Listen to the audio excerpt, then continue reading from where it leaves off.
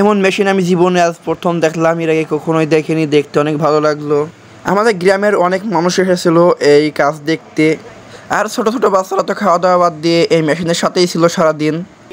জি ভাই, ভিডিও ছাড় ওই ফেসবুকে না ছাড়তে ভিডিও করার কোনো দরকার নেই।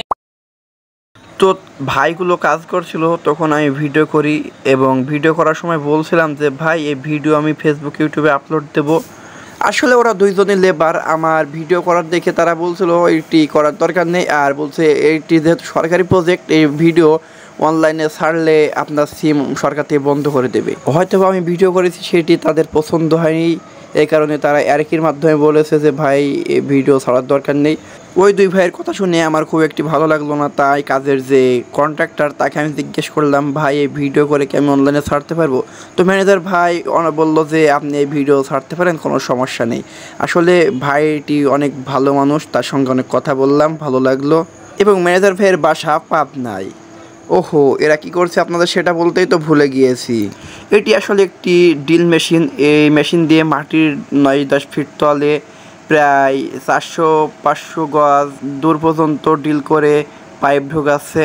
আসলে তারা ওয়াইফাই লাইন মাটির তল দিয়ে টানছে। এটি উজিলপুর থেকে শ্যামপুর পর্যন্ত কেবল এসেছে এবং সাহারবাটি হয়ে গাংনী পর্যন্ত যাবে। এই কাজের ভিতরে একটি দুর্ঘটনা ঘটেছে, ভিডিওটি কন্টিনিউ করতে থাকেন, দেখতে পাবেন। আসলে এমন প্রজেক্ট তো শহর অঞ্চলে হয়ে থাকে, তাই গ্রামের বাচ্চা থেকে শুরু করে মুরব্বী পর্যন্ত সকলে হা করে দেখছিল।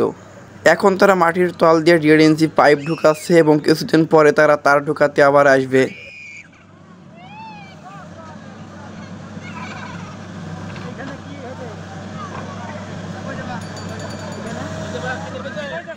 দুর্ঘটনাটি হচ্ছে আমাদের টিউবওয়েলের পাইপ ভেঙে গিয়েছে। আসলে রাস্তা থেকে প্রায় 8 ফিট ভিতরে আমাদের টিউবওয়েলটি আছে, তারপরে তাদের ড্রিল মেশিন এসে ওই বরাবর এসে আমাদের পাইপটি ভেঙে দিয়েছে। এটি অত্যন্ত দুঃখজনক একটি ব্যাপার। ওই মেশিন দিয়ে পাইপ দিয়ে ধীরে ধীরে টানছে এবং ভাই পাইপটি ব্যালেন্স করছে যেন রাস্তার উপরে না আসে এবং রাস্তা দিয়ে গাড়ি ঘোড়া চলছে তাদের যেন আঘাত না আনে। ভাই ভিডিও ছাড়ব ওই ফেসবুকে না ছাড়তে হবে, ছাড়বেন না কিন্তু আপনি তা না, এগুলো তো বাইরে জিনিস, এগুলো দেখলে আবার অফিসাররা দেখলে ভাই।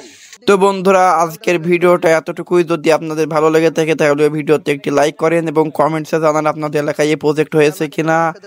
তাছাড়া নতুন ভিডিওর জন্য অপেক্ষা করেন। ভালো থাকেন, সুস্থ থাকেন, টেক কেয়ার, আল্লাহ হাফেজ।